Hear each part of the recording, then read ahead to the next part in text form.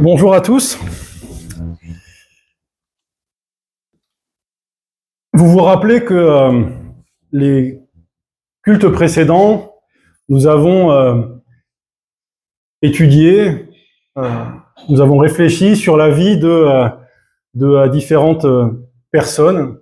Alors si on remonte à 15 jours en avant, on a étudié la vie de Judas et son aventure avec Tamar. Et ce Judas, si je devais le caractériser, je dirais que c'est le racheté. Parce que c'est pas sa justice qui lui a été donnée, c'est celle d'un autre, c'est celle de Tamar, c'est ce qu'il dit. Tu es plus juste que moi. Judas, on va le retrouver encore dans les histoires suivantes, mais Judas, c'est effectivement, c'est celui qui pêche, mais qui est racheté par Dieu. Dimanche dernier, Philémon nous a parlé de Jérémie. Jérémie, le prophète, Jérémie, le fidèle. Celui qui a reçu un appel de Dieu et qui a été fidèle à cet appel tout au long de sa vie, à travers les épreuves, essentiellement à travers la souffrance, qui s'est attaché à cet appel et qui est resté fidèle. Et aujourd'hui, nous allons nous pencher sur une troisième personne. On a déjà, dont Luc avait parlé il y a 3 semaines, qui est Joseph.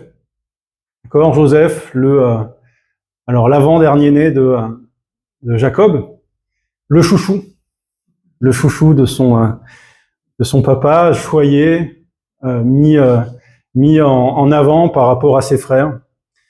Et ce Joseph, donc, au chapitre 37, a été vendu par ses frères.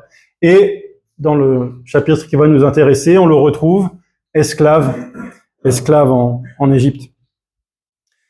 Alors évidemment, dans toutes ces histoires, il y a à chaque fois une dimension individuelle. Et souvent, c'est celle-là qu'on retient, parce que on est ainsi fait que nous retenons les histoires. Quand on écoute quelque chose, naturellement, ce qu'on retient, c'est les histoires. Quand il y a des gens, des personnes qui nous ressemblent, c'est ça qu'on va retenir. Donc bien sûr, il y a des histoires individuelles, des histoires de foi, des histoires d'épreuves. Et puis, il y a derrière ces histoires individuelles, il y a aussi une histoire du salut. Une histoire du salut que Dieu fait advenir dans l'histoire de l'humanité. Et toutes ces personnes dont nous parlons, en fait, elles font partie de cette histoire du salut. Et Joseph, lui aussi, fait partie de cette histoire du salut, de cette histoire collective, de la façon dont Dieu amène le salut dans l'histoire de l'humanité. Alors on va lire ce chapitre 39 de la Genèse. Il est pas très long. Et donc je commence quand Joseph arriva en Égypte. Il fut acheté aux Ismaélites qu'il avait conduits là-bas par un haut fonctionnaire du pharaon nommé Potiphar, qui était le commandant de la garde royale. L'Éternel fut avec Joseph, de sorte qu'il réussissait tout ce qu'il entreprenait. Il demeurait dans la maison de son maître égyptien. Celui-ci remarqua que l'Éternel était avec Joseph et faisait prospérer tout ce qu'il entreprenait. Ainsi Joseph obtint la faveur de son maître, qui l'attacha à son service personnel. Il l'établit comme intendant sur sa maison et lui confia la gérance de tous ses biens. À partir de ce moment-là, l'Éternel bénit la maison de l'Égyptien à cause de Joseph. Sa bénédiction reposait sur ce qu'il possédait dans sa maison comme au champ. Alors Potiphar laissa tout ce qui lui appartenait entre les mains de Joseph, ne s'occupant plus de rien, sauf de ses repas. Joseph était un très bel homme, ayant un beau visage, de sorte que la femme de son maître porta les yeux sur lui et lui dit « Viens coucher avec moi ». Mais il s'y refusa et lui dit « Mon maître ne me demande compte de rien dans sa maison. Il m'a confié tous ses biens. Lui-même n'a pas plus d'autorité que moi ici, et il ne m'a rien interdit, excepté toi, parce que tu es sa femme. Comment commettrais-je un acte aussi abominable et pécherais-je contre Dieu? Jour après jour, elle revenait à la charge, mais Joseph ne voulait pas l'écouter, refusant de coucher avec elle et d'être avec elle. Un certain jour, Joseph était entré dans la maison pour faire son travail. Aucun domestique ne se trouvait là, alors elle l'agrippa par son vêtement en disant « Viens coucher avec moi ». Mais il s'enfuit, lui abandonnant son vêtement entre les mains, et s'élança dehors. Lorsqu'elle vit qu'il s'était enfui dehors en lui laissant son vêtement entre les mains, elle se mit à crier pour appeler ses domestiques, puis elle leur dit « Voyez cela! On nous a amené un Hébreu venu pour se jouer de nous. Il est venu vers moi pour coucher avec moi, mais j'ai crié très fort. Quand il a entendu que je poussais des cris pour appeler à l'aide, il a abandonné son vêtement à côté de moi et s'est enfui dehors. » Elle garda le vêtement de Joseph à côté d'elle jusqu'au retour de son mari à la maison. Alors elle lui raconta la même histoire. « L'esclave hébreu que tu nous as amené, dit-elle, est venu vers moi pour se jouer de moi. Et quand je me suis mise à crier et que j'ai appelé au secours, il a abandonné son vêtement à côté de moi et s'est enfui dehors. » Quand le maître de Joseph entendit le récit de sa femme, qui lui disait « Voilà comment ton serviteur s'est comporté envers moi », il se mit dans une grande colère. Il fit saisir Joseph pour le jeter dans la maison d'arrêt où étaient détenus les prisonniers du roi. Ainsi Joseph demeura dans la prison. Mais l'Éternel fut avec lui et lui témoigna sa bonté. Il lui fit gagner la faveur du commandement de la prison. Celui-ci lui confia le soin de tous les détenus qui se trouvaient dans la prison et la direction de tout ce qu'on y faisait. Il ne s'occupait plus de rien de ce qui se passait par la main de Joseph, parce que l'Éternel était avec lui et faisait réussir tout ce qu'il entreprenait.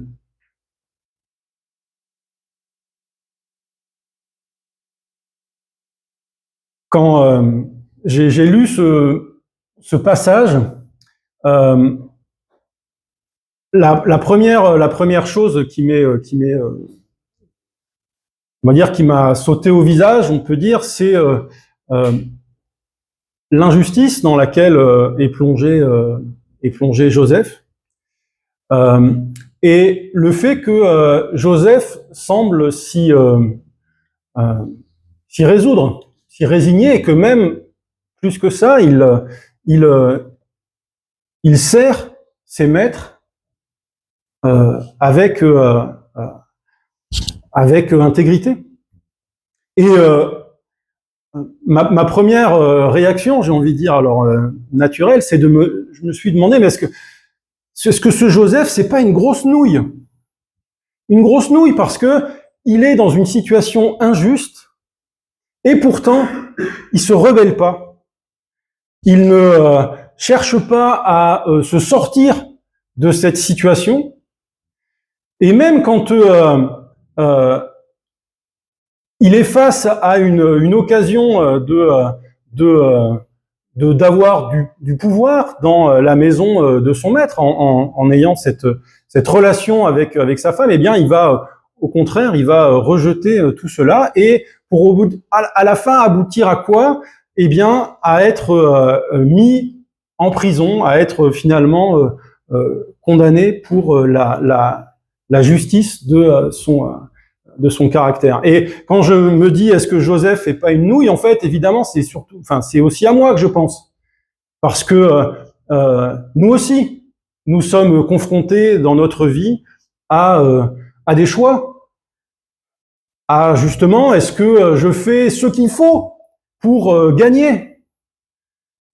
Joseph, c'est pas un winner, d'accord? C'est pas quelqu'un qui saisit ce dont il a envie, qui se bat pour obtenir ce à quoi il a droit. Lui, au contraire, il va s'attacher à faire ce qui est juste. Et bien parfois dans nos vies, on est nous aussi confrontés à ce genre de choix. Et notre monde nous dit bats-toi, fais ce qu'il faut pour obtenir ce à quoi tu as droit. Et Joseph, lui, il fait pas ça. Donc, est-ce que c'est effectivement, est-ce que c'est un faible? Et bon, alors évidemment, je vous pose cette question un peu brutalement pour vous faire réagir, hein, mais évidemment que le texte nous présente Joseph d'une façon qui nous fait le regarder d'un regard complètement différent de ce que le monde pourrait regarder.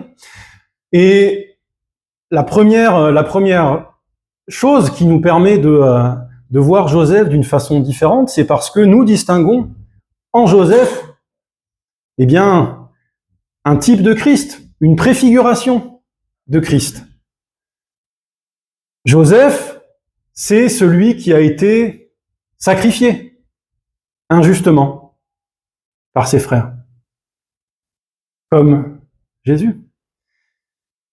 Joseph, c'est celui qui va être un instrument du salut pour ses frères. Alors, je ne vais pas spoiler la suite, mais vous la connaissez déjà. On sait bien que ce chemin par lequel passe Joseph, c'est un chemin que Dieu va utiliser pour sauver sa famille. Et au-delà de sa famille, le peuple de Dieu, et au-delà du peuple d'Israël, eh bien nous sommes au bénéfice de ce qui arrive à Joseph. Et bien sûr, Joseph est présenté dans ce récit comme étant le juste, celui qui fait ce qui est bon aux yeux de Dieu. Et en tout cela, il est une préfiguration de ce que le Christ a été, comme nous-mêmes, nous sommes des imitateurs de celui que le Christ a été. Donc on retrouve dans ce personnage de Joseph, eh bien, un exemple de ce que nous sommes appelés à vivre. Et on peut se demander, alors, mais dans quel but est-ce que Dieu bénit Joseph? On le voit, hein, cette bénédiction de Dieu, elle traverse tout ce chapitre, hein, du début jusqu'à la fin. L'Éternel fut avec Joseph et il lui fit réussir tout ce qu'il entreprit.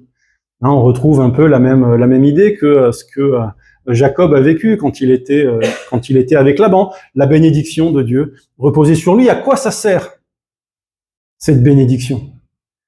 Pourquoi est-ce que Dieu bénit Joseph comme il a béni Jacob? Alors on pourrait se dire que eh bien, Dieu bénit Joseph parce que Joseph fait ce qui est bien, parce que c'est une bonne personne. En fait, je pense que en lisant ce texte-là, justement, il faut qu'on prenne un peu de recul. La bénédiction de Dieu, elle dépasse la personne de Joseph. Dieu bénit Joseph parce qu'il a un plan, parce que à travers cette bénédiction, Dieu veut bénir toute l'humanité. Dieu se révèle à travers l'histoire de Joseph, à travers ses expériences, et il révèle finalement celui qui va accomplir la promesse de la bénédiction pour toute l'humanité, et il révèle finalement celui que le Christ va être. Le but de Dieu dans cette histoire-là, elle est là. Alors je l'ai dit, hein, la situation de Joseph, elle est injuste. Elle est injuste. Hein. Le système dans lequel il est plongé est injuste. Joseph, il est esclave. Il a perdu sa liberté. Il est emprisonné. Il est sujet du racisme. On le voit, hein. Tu as amené un Hébreu. Alors, à cette époque-là, évidemment, les Égyptiens, avec la grande civilisation qui était la leur à ce moment-là, regardaient avec mépris cette espèce de bouseux qui arrivait là. Et donc, on voit la femme de Potiphar qui reproche à son mari, hein, 2 fois, qu'est-ce que c'est que cet Hébreu que tu as amené là.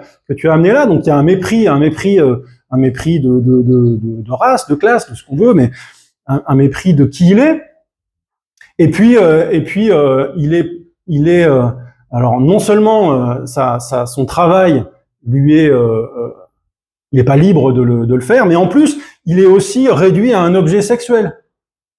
On le voit hein, dans la façon dont la femme de Potiphar le traite. Il est beau, alors je veux me servir de toi. Alors là, évidemment, c'est un homme, on est moins habitué à ce genre de situation. Évidemment, pour les femmes, c'est quelque chose qui s'est répété beaucoup plus. Mais donc, il est réduit à être un objet, une chose dont on se sert. Et pourtant, on le voit, hein, Joseph, lui, ne se rebelle pas, mais il va quand même résister.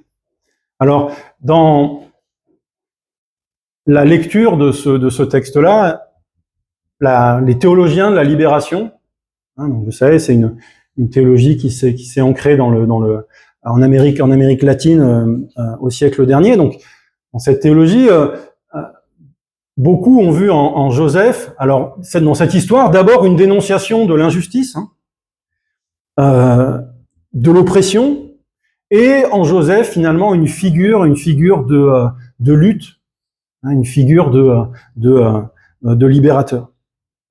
Alors, bon, personnellement, je trouve que c'est aller un peu au-delà du texte, hein, de le lire de cette façon-là.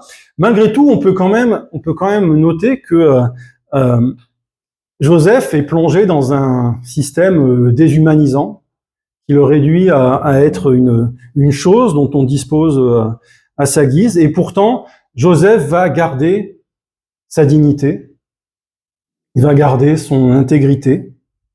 Et déjà, en faisant ça, eh bien, c'est une victoire. Une victoire justement sur un système injuste. Et dans ce texte, l'injustice est dénoncée, mais elle est dénoncée, j'ai envie de dire, en creux. Elle est dénoncée en creux parce qu'on voit Dieu qui se tient, encore une fois, aux côtés de celui qui est opprimé, de celui qui est méprisé. Mais dans ce texte, plus que la dénonciation de l'injustice, en fait, ce qui est mis en avant, c'est les choix de Joseph. C'est qu'est-ce que Joseph fait dans la situation où il est. Alors on l'a vu, Joseph, il travaille. Il travaille avec fidélité, avec intégrité, avec fiabilité. Et son succès vient de la bénédiction de Dieu. C'est une grâce que Dieu lui fait. Et on peut aussi remarquer que ce succès, il n'est que temporaire. D'accord ? Ça marche bien quand il est avec Potiphar, mais de son statut, voilà, ce qu'il avait pu obtenir, eh bien tout ça lui est enlevé d'un coup pour le replonger en prison, où là encore, Dieu va être là et va être avec lui, et là aussi, alors, il va continuer à travailler à chaque fois qu'il est plongé dans une situation à laquelle il est étranger finalement, eh bien, il va continuer à travailler, à choisir d'être droit dans ce qu'il fait, dans son activité. Et pourtant, j'ai envie de dire, le texte nous présente à chaque fois ces maîtres comme étant, alors, moi c'est le regard que j'ai sur eux, mais comme étant faibles. Hein. À chaque fois, on le voit, hein, c'est répété 2 fois. Le texte nous dit que une fois que ces maîtres, donc le commandant de la garde, Potiphar, et le commandant des prisonniers, dont on n'a pas le nom, quand ils voient la compétence de Joseph, le texte nous dit, ils abandonnent tout entre ses mains, ils ne s'occupent plus de rien. Bon, alors après, on peut dire qu'ils savent déléguer, ou on peut dire que simplement ils profitent de la compétence de quelqu'un d'autre pour abandonner leurs responsabilités. Bon. Donc, moi je les trouve pas particulièrement, on va dire, admirables, hein, ces maîtres, ces commandants-là. Alors, une autre lecture de ce texte a été faite par Calvin, quand il nous parle de la vocation.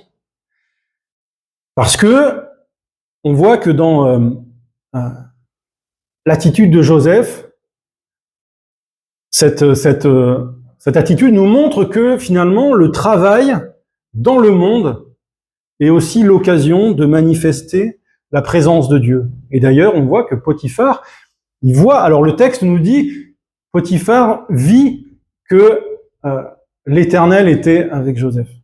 Potiphar, c'est un adorateur des dieux égyptiens, et pourtant, il distingue dans le travail de Joseph la main de Dieu. Et évidemment, on peut s'appliquer cette démarche à nous-mêmes, parce que, eh bien, nous aussi, dans nos relations avec nos employeurs, avec nos clients, nos patrons, nos collègues, eh bien, notre attitude reflète notre relation à Dieu, et elle porte témoignage à sa gloire. Et on peut lire dans Éphésiens Paul qui nous exhorte dans cette direction, hein, dans Éphésiens au chapitre 6. Alors moi, c'est vrai que c'est une fois de plus, je trouve, c'est difficile à lire, hein, ce texte-là, je trouve, mais bon, Éphésiens 6, verset 5, « Vous, esclaves, obéissez à vos maîtres terrestres avec crainte et respect, avec droiture de cœur, et cela par égard pour le Christ. N'accomplissez pas votre tâche seulement quand on vous surveille comme s'il s'agissait de faire plaisir à des hommes, mais agissez comme des esclaves de Christ qui accomplissent la volonté de Dieu de tout leur cœur. Faites votre travail de bon gré, et cela par égard pour le Seigneur, et non par égard pour les hommes. Car vous savez que chacun, qu'il soit esclave ou libre, recevra ce qui lui revient selon le bien qu'il aura fait. » Accomplir sa vocation dans le monde, travailler comme si nous travaillions pour le Christ, témoigner de qui est Dieu dans notre vie à travers notre travail, même dans les petites choses, c'est accomplir finalement la mission que Dieu nous donne, d'être des témoins là où nous sommes. Et même si le système est injuste, alors je ne sais pas comment est-ce que vous voyez notre monde actuellement, si vous trouvez que vous êtes bien payé, rémunéré selon votre valeur, que vous êtes reconnu à votre juste valeur, tout ça, je sais pas. Mais au-delà de ça, et l'exemple de Joseph est particulièrement flagrant. Lui, il n'était pas payé, pas reconnu, et pourtant, il accomplissait son travail comme étant un témoignage de sa foi en Dieu. Et en ça, il est évidemment un exemple pour nous. Et on peut aussi remarquer que finalement, le succès que Joseph vit et pas finalement dirigé vers lui. Il est au bénéfice de toute la maison. Le texte nous dit que l'Éternel bénit Joseph et à travers lui toute la maison de Potiphar, que ce soit au champ, à la maison, etc. Toute la maison est bénie à travers Joseph. Ça veut dire que Joseph est une source de bénédiction pour les autres. Et évidemment, c'est quelque chose qui doit nous interpeller aussi. Et puis donc Joseph choisit d'être intègre. Quand il répond à la femme de Potiphar, on peut remarquer que, Joseph n'a pas la loi à ce moment-là. D'accord ? Il n'a pas « tu ne commettras pas d'adultère ». Tu ne désireras pas la femme de ton prochain. Cette loi-là, elle n'est pas donnée, hein. Joseph, il a tout ce qu'il a, c'est effectivement sa relation à Dieu. Et pour le reste, il est plongé dans une société. Alors la société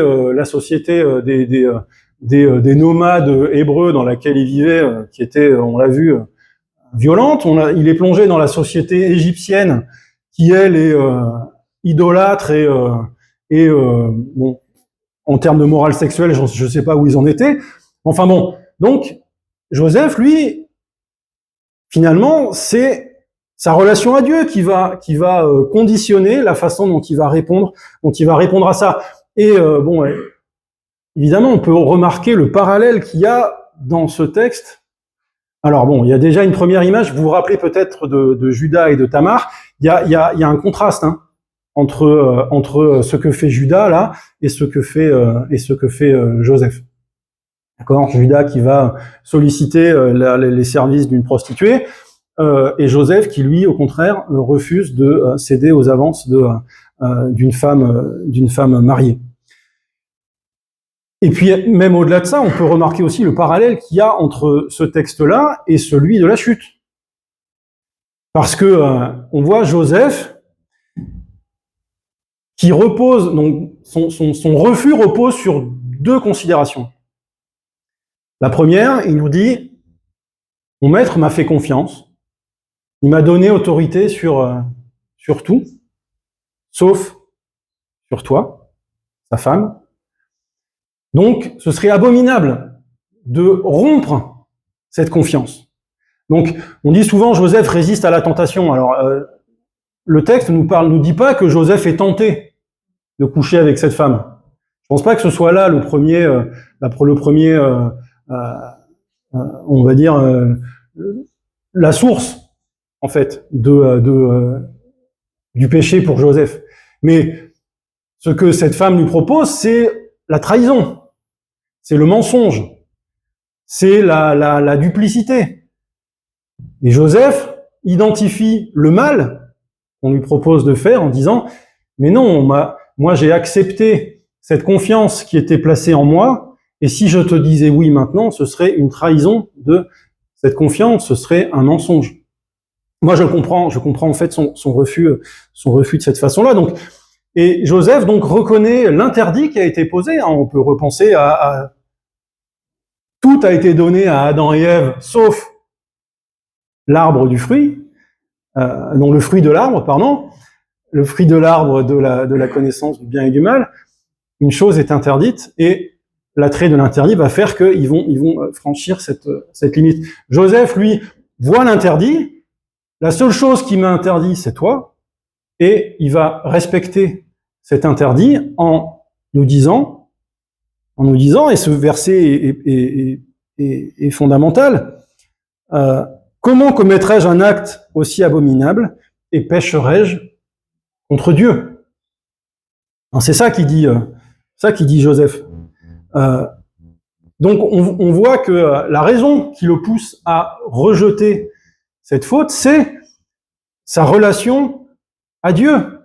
Il sait que cet acte-là serait contraire à ce que Dieu aime, à ce qui plaît à Dieu.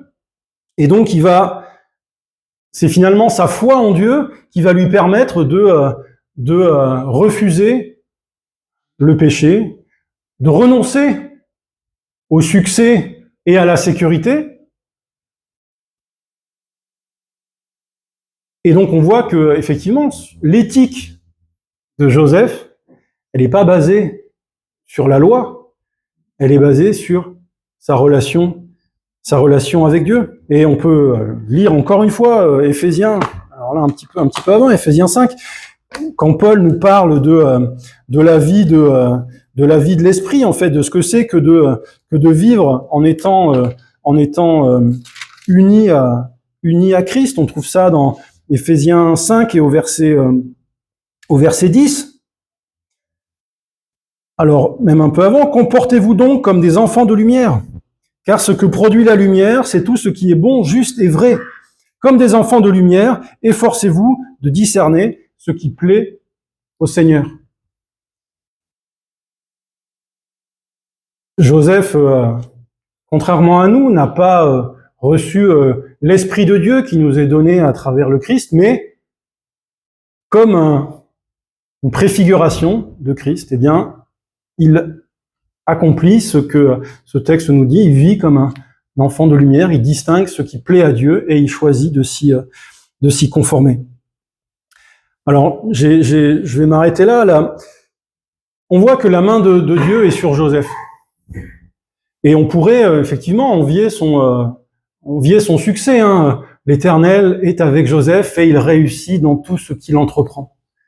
On aimerait bien aussi, hein, peut-être, avoir ce genre de vie. Mais on voit aussi dans ce texte que le succès que Joseph reçoit finalement sert d'abord à manifester la grâce de Dieu, que ce succès le préserve pas de l'épreuve, que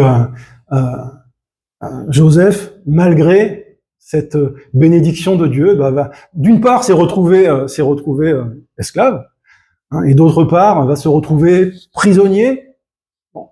Alors on verra évidemment la suite, mais on peut déjà se dire que bon, mais Dieu aurait pu choisir un autre chemin, hein. Un autre chemin pour Israël, un autre chemin pour Joseph. Dieu fait passer Joseph à travers toutes ces épreuves, à travers effectivement l'esclavage. Et on sait que Israël suivra le même chemin. Lui aussi sera esclave pendant des centaines d'années. Dieu aurait pu bénir le peuple d'une façon complètement différente, mais il choisit de le faire passer à travers toutes ces épreuves. Et les épreuves que nous traversons, nous aussi, chacun pour notre part, peuvent nous sembler obscures et pourtant, ces textes nous montrent combien Dieu est avec l'individu qui traverse toutes ces expériences. Mais il a aussi un plan qui dépasse finalement la vie de ces individus et qui permet de manifester sa grâce et puis aussi de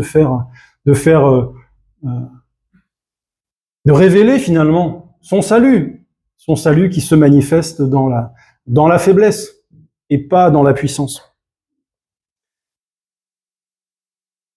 Joseph vit en juste parce que son identité est en Dieu.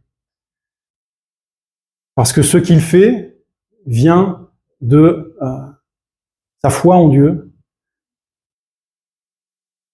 Joseph est dans ce passage, j'ai dit qu'on pouvait le trouver faible. Bon, au contraire, évidemment. Joseph, il a à peu près 18 ans au début de cette histoire. 18 ans, c'est pas vieux, hein. Je pense qu'à 18 ans, il a quand même une force qui est extraordinaire. Et cette force, elle lui vient de ce que Dieu lui dit qu'il est. Il est l'héritier de la promesse et il sait que c'est Dieu qui le garde. Et il fait ses choix en fonction de ça. Et c'est vrai, admirable. Et au-delà, effectivement, au-delà du succès, ce que Joseph cherche dans sa vie, c'est ce que Paul nous encourage aussi à faire, c'est de chercher ce qui plaît à Dieu.